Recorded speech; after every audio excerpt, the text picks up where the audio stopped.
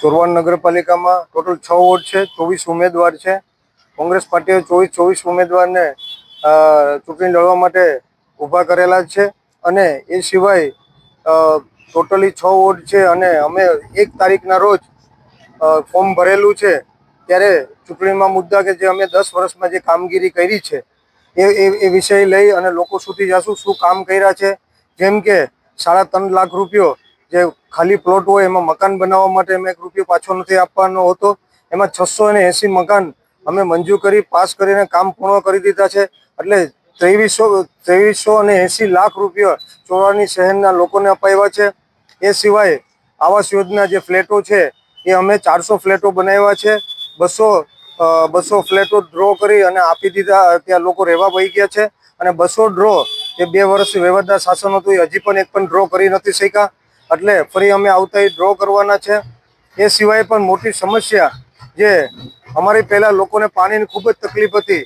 લોકોને કૂપન આપતા અને પાણી મળતું. મારી બહેનો અને મહિલાઓ એ 1-2 કિલોમીટર દૂર પાણીના ટાંકે લાઇનમાં પોતાના બેડા લઈને ઊભું રહેવું પડતું હતું અને કલાકો સુધી, કારણ કે 8 કે 10 દિવસે પાણી આવતું. એ સિવાય પણ એમને વેચાતું પાણી લેવું પડતું. સાયકલ ઉપર બ્લુ કલરના કેનો ઘરે આવતા અને વેચાતા પાણી લોકો લેતા અને બહારગામથી જે આવતા પહેલાં પૂછતા ચોરવાડમાં કે પાણીની વ્યવસ્થા છે તો અમે વેકેશનમાં આવીએ.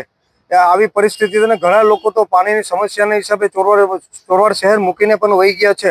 એટલે એ મારી બહેનોનો મેં ખાસ કરીને પહેલો પ્રશ્ન સોલ્વ કર્યો કે 10 વર્ષમાં મારી બહેનોને કોઈને પણ બેડું લઈને પાણીને ટાંકે નથી જવું પડ્યું કે બહેનોને વેચાતું પાણી નથી લેવું પડ્યું અને એમને અલ્ટરનેટિવ આજે પાણી મળ્યું તો એક દિવસે પાણી 10 વર્ષ સુધી સતત આપવાનો પ્રયત્ન કર્યો છે અને આજે બહેનોના પણ આશીર્વાદ મળી રહ્યા છે.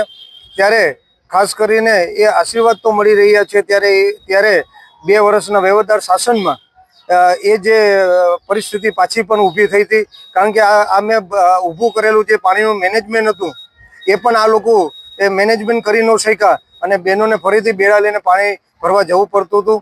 એ સિવાય અમે 16 યોજનાઓ જે ઓફિસે ચાલુ કરી છે, જેમ કે વૃદ્ધ પેન્શન, આયુષ્યમાન કાર્ડ, એવા અન્ય 16 યોજનાઓ ચાલુ કરી છે જે લોકોને માળિયા જવું પડતું. અમારો તાલુકો માળિયા છે, 15 કિલોમીટર દૂર છે અને લોકોને 3 દિવસ બગાડી રોજગારી મૂકી અને ખર્ચો કરીને જવો પડતો. હવે કોઈને જવાની જરૂર નથી. અહીંયા અમે સંપૂર્ણ ચોરવાડમાં જ ઓનલાઈન ચાલુ કર્યું છે એટલે એ સમસ્યા પણ દૂર કરી છે. આવી રોડ રસ્તા જે વાડી વિસ્તારમાં 5-5, 7-7 કિલોમીટર સુધી રસ્તાઓ બનાવ્યા છે. છેવાડા અને વાડી વિસ્તાર સુધી રસ્તાઓ બનાવ્યા છે, બ્લોકો ફિટ કર્યા છે, મંદિરોમાં બ્લોક ફિટ કર્યા છે, મસ્જિદોમાં બ્લોકો ફિટ કર્યા છે અને તમામ ધાર્મિક જગ્યાએ બ્લોકો ફિટ કર્યા છે.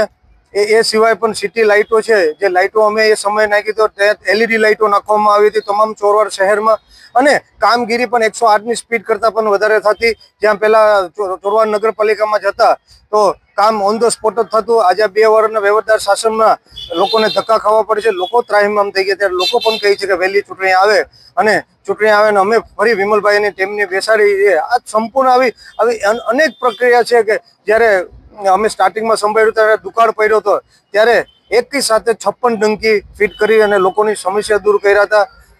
અમારી બહેનો છે એ જ્યારે કોઈ પણ મૃત્યુ થયું હોય તો એ પોતે ત્યાં એમને સ્નાન કરવા માટે થઈને 2-3 કિલોમીટર દેરવાવે જવું પડતું. એ છોટા પડીને નારાપવામાં એ વ્યવસ્થા કરવામાં આવી. અનેક વ્યવસ્થા, રમતગમતનું ગ્રાઉન્ડ બનાવવામાં આવ્યું. જે મેં વચનો આપ્યા વચનો પૂરા કરવામાં આવ્યા છે.